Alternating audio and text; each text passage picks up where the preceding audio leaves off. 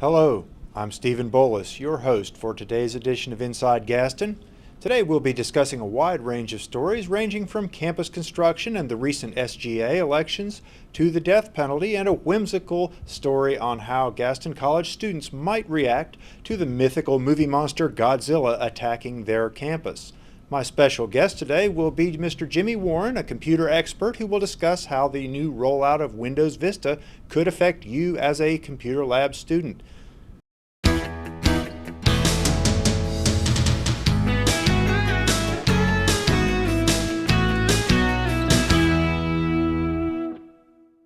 First up is Scotty Jones with the SGA elections. Take it away, Scotty. The results are in. Mike Bohm beat Brittany Huddle for vice presidency, 60 to 56 votes. There's a new president, SGA president that is, Josh Sudio.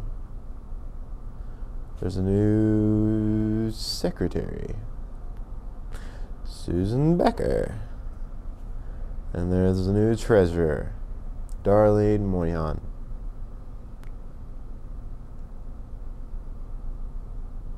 Back to you, Stephen. Thank you, Scotty, for that update in the world of politics here at Gaston College. Well, if you are a computer user here at the campus, you may have noticed that some of the computer labs have started rolling out with Windows Vista. If you haven't, it's no cause for alarm. With me today is Jimmy Warren, an instructor in the Information Technologies Department here at Gaston College, to give us a little heads up on what we might expect from this new rollout. How are you doing, Jimmy? Fine, Steve. And you? Great. So as a novice computer user, I walk in and I turn the computer on. Am I going to see a whole lot of difference in the screens? Vista is very similar to XP with the Start button and the program menu. For most users, they feel very comfortable using Vista. Okay. So how about compatibility? If I started a project, say, over in Dalpiez building and they had one system and then I take on my thumb drive to another computer lab and try and open that document up, what would I run into? Well, in our division, our business division, when we came out with Vista, we also came out with Office 2007. Previous to that, most people used Office 2003, which is what is on the majority of the machines here on campus. So likely you would have started a document in Office 2003. Office 2007 will read the document just fine and you can continue your formatting and editing. But if you save in the default Office 2007 format, you will not be able to open it on an Office 2003 computer. But you can choose to save in Office 2007 in a format that is compatible with Office 2003. That's good to know.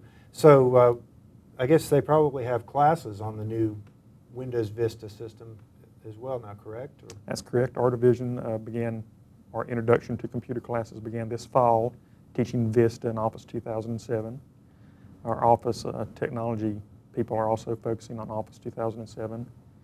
And the continuing education department here on campus is offering classes in Vista and Office 2007. All right, thank you very much. Well, James has a late-breaking story on a new smell around the campus and a lot of activity on top of the Meyer Center. James? Thanks, Stephen. Many students have been having problems with the roofing project on the Meyer Center because of all the tape and because of the smell. The tape keeps them from getting to their classes on time, and the smell just bothers them in general. I've interviewed some of those students today. It's awful, man. I can't stand it. It just, every time you walk by, and the whole construction thing is really messing up my little pathways I take to the Dalpiez and everything, kind of makes getting to class a little bit harder too. But it's mostly that smell, it just irritates the hell out of me. The work equipment seen here obstructs the path students take to get to their classes, as do the security lines surrounding them. Although it was intended to be a quick project, the project has lasted more than 2 weeks, far too long for many of the students of Gaston College. It doesn't bother me as far as the smell, but it does bother me to know that there is asbestos flying in the air that you can't see, and it could affect me later on. And that's the way the cookie crumbles. For Inside Gaston, I'm James Privett. And now for Chris Jones with the Man on the Street. Chris, what have you got for us today?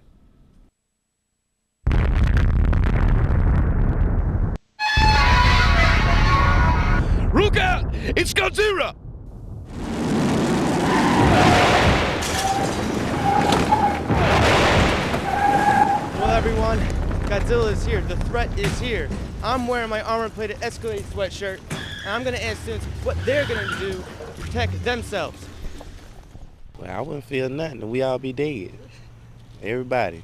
Everybody around, he's so big and blowing out fire. What are you going to run?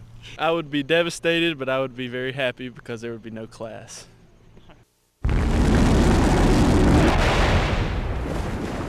Godzilla! I think it would be cool because how many colleges can say that Godzilla attacked them? I don't know. I'd go right in here to the cafeteria, chill out, have a nice little lunch, maybe a cigarette until all the chaos was over, and drive home. Personally, I think it would be a good thing because with the water shortage, we need to close the school down, or either it needs to rain. Godzilla, when you come, bring the rain. I'm pretty sure everybody would agree that we'd all try to run as fast as we could. I would feel brave. I would kill Godzilla, first man in history to kill him. I would jump off a building and stab him. Well, as you can see, Godzilla made destruction throughout the campus. Some students survived, unfortunately some didn't. God bless their souls, but I'm Chris Jones. Back to you, Steven. I hope you get this. Signing out.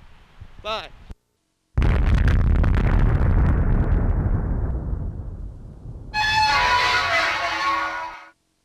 Who could have predicted the raw carnage that we have witnessed here today?